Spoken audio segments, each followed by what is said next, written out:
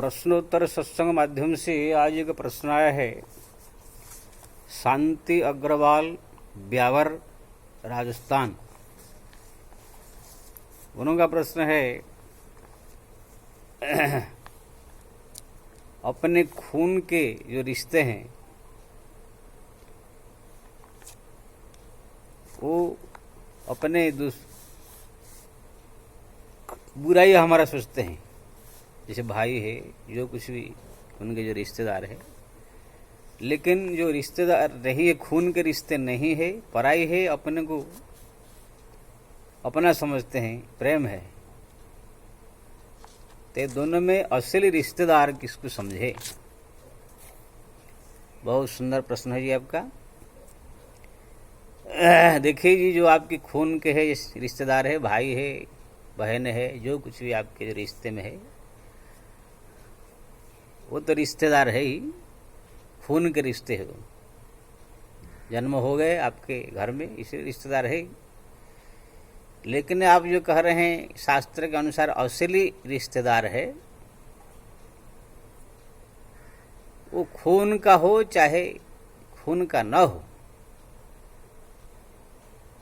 अगर प्रेम है,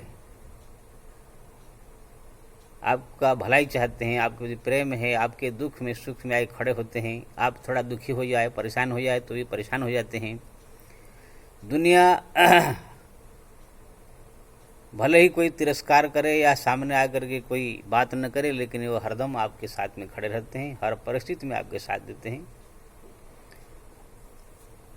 तो असली जो है रिश्तेदार, असली खून का रिश्ता वही है। ऐसे व्यक्ति को कभी खोना नहीं चाहिए। अगर जीवन में ऐसे कोई व्यक्ति है, चाहे स्त्री हो या पुरुष, भले ही वो अपने खून के रिश्ते में नहीं है, अपने परिवार के रिश्ते में नहीं है, लेकिन आपके प्रति अगाध प्रेम है, आपके दुख में दुखी है, आपके सुख में सुखी है, आपके लिए सब कुछ करने को तैयार है। विभिन्न प्रकार संकट परिस्थिति में या कोई आए ना आए, वही खड़ा होता है। तो वास्तविक रिश्तेदार खून के रिश्ते से बढ़ के हैं, वास्तविक रिश्तेदार वही है। बाकी जो हमारा खून से पैदा हुए हैं, मतलब हमारे जो भाई है, बहन है, और जितने भी हमारे जो खून के रिश्तेदार है, वो भी ठीक है, रिश्तेदार है। लेकिन अगर उनका हमारे प्रति प्रेम नहीं है, हमारे प्रति जलन है, हमारे प्रति उनका कोई लगाव नहीं है, तो ठीक है, खाली ऊपर से रिश्तेदार है वो।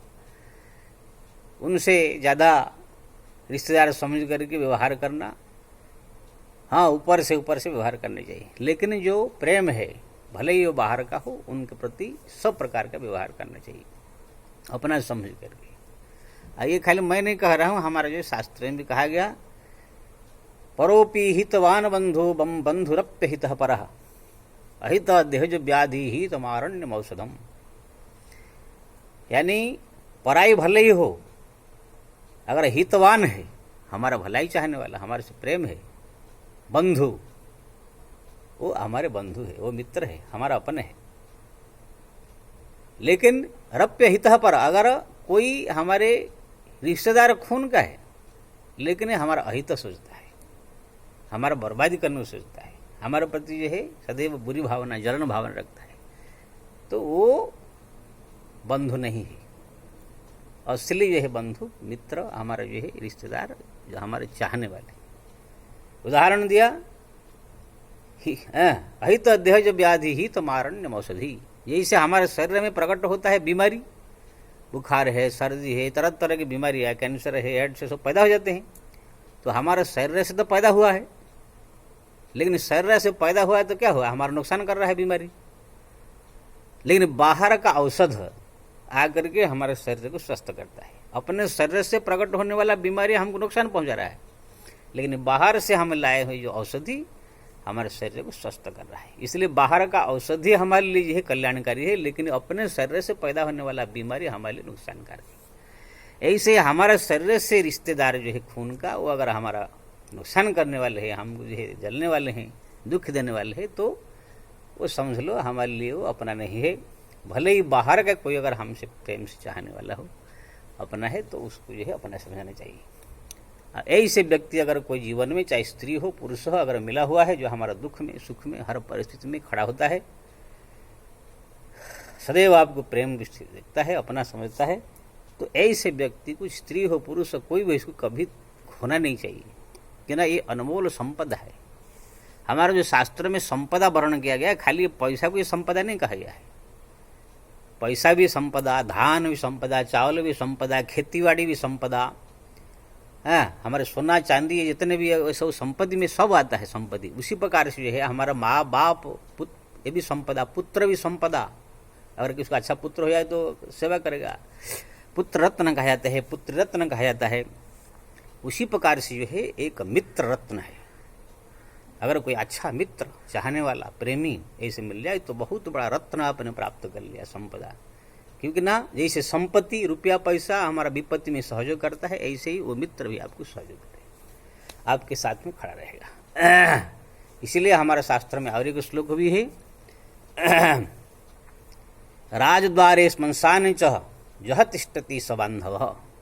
जो हमारा राज कोई कोर्ट कचहरी के मामला आ गया, कोई और जो है संकट का मामला आ गया, कोई और दुख का समय आ गया, परिस्थिति आ गया, जो कोई खड़ा नहीं होता है, अगर आकर कोई खड़ा हो रहा है तो हमारा असली जो है बंधु है, सबांधव। और ऐसे जो प्रेमी होते हैं ऐसे परिस्थिति में आकर के खड़े होते हैं। इसलिए ऐसे व्यक्ति को, चाहे स्त्री हो पुरुष हो, कभी अगर आपके जीवन में है कोई तो उसको कभी भी खोना नहीं चाहिए, उसको बना कर रखना चाहिए।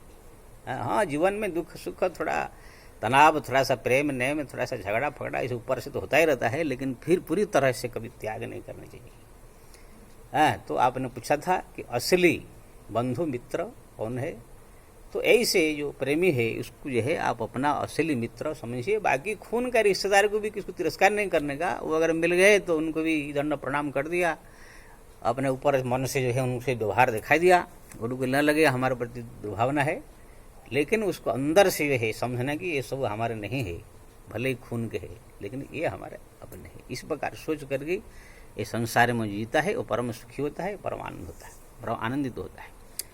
और ये संसार में जो रिश्तेदार है, प्रेमी नेमी है, ये सब तो अपना बना कर रखना है, लेकिन मैं और एक बात कहूँगा, संसार से ऊपर भी जो परमात्मा है वो भी हमारे सबसे बड़े रिश्तेदार है।